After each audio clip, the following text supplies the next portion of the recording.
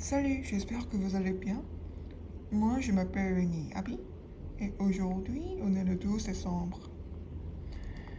Je vais lire le texte sur le tourisme à Paris aujourd'hui et c'est pourquoi j'ai revu des photos que j'ai prises quand j'ai voyagé à Paris. Et j'ai trouvé celle-ci, par exemple.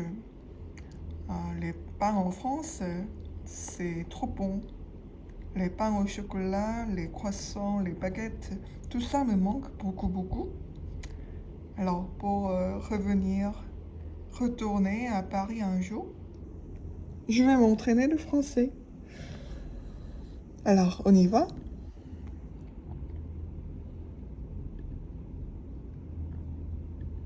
Bonjour, ce matin, j'ai le plaisir d'accueillir dans notre émission Jacques Bertrand, responsable du pôle tourisme à la mairie de Paris.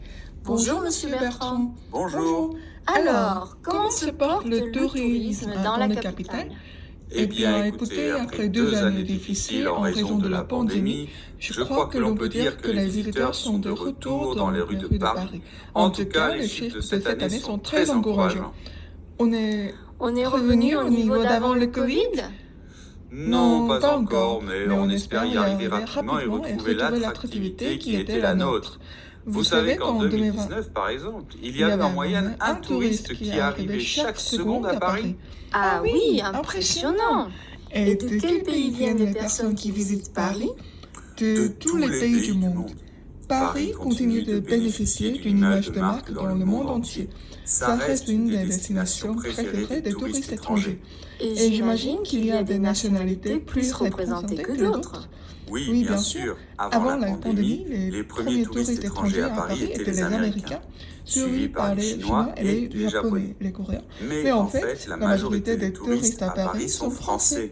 Et oui, ce sont des gens qui viennent des différentes régions de France et qui séjournent en général chez des amis ou de la famille.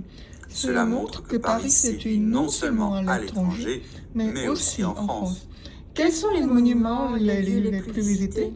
Alors, depuis l'incendie de Notre-Dame, le trio de tête est constitué du Louvre, de la Tour Eiffel et du Centre Pompidou, dans cet ordre-là.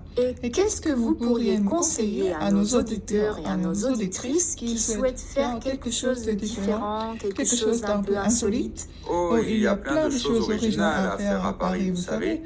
Il y en a pour tous les goûts. Alors si vous aimez les chats, par exemple, je vous recommande le Café des Chats, dans le 3e arrondissement.